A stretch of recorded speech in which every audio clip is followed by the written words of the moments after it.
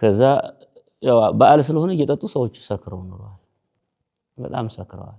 እና ስም እመቤታችን ስም ጠርተን ስንቀመጥ ጓደኛዬ ትግስቱ ይባላል ተነሱ ብሎ አባረረ። ተነሱ እዚህ ለምን ትቀመጣላችሁ? አይ ካላችሁ ብለን ነው ብለን ስንሄድ ደግሞ እንደገና የማንን ስም ልታጠፉ ነው ኑ ይለናል። ከዛን ተመለስና ተቀመጥ። ልክ በመሶብ እኛ አልገባንም። ለካ የስካር መንፈስ ነው። በመሶብ ሞልቶ ማዕዱን አመጣው።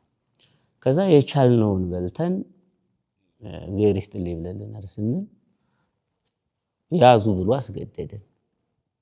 የእናንተን ትራፊ ማን ሊበላ ነው ይዘህ ሂድ የሚል። ከዛ በኋላ ይዘን ልንሄድ ስንል ደግሞ የማንን ስም ልታጠፋ ነው በዚህ ጨለማ ና ግባ ከቤት አለ። ከዛ በኋላ ስካር መሆኑ ግልጽ ሆነ። ከዛ ገባንና ልክ ስንገባ መቼም በሚገርም ሁኔታ በዋንጫ ነው የሚጠጣው። ሰው ሞልቷል። ቤቱ ትልቅ ነው። ካንዱ ላይ ያስቀመጠና ለኛም ጠላ ተሰጠ። ከዛ ሰውየው ልክ ጠርሙሱን ይዞ ነው አረቂ የሚጠጣው።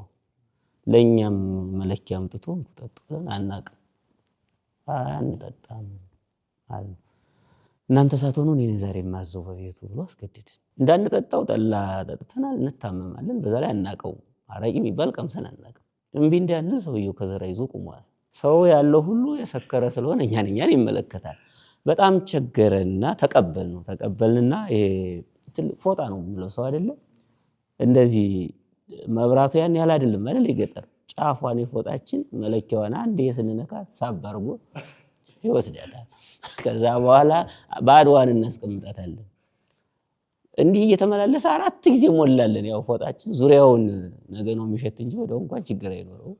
ዙሪያውን ፎጣችን አደረስነው። ከዛ እየጠጣ እቃ ሊያወርድ ቆጥም ይባላል። ከዛ ወጥቶ በዚያው ተኝቶ ቀረ። እና ሚስቲቱ ወጣ ወይ አሁንስ የተማሪዎቹ አምላክ ነው ስትል የተናገረችው በጣም ትውስታዬ ነው። በአይምሮ የማይወጣ ነው።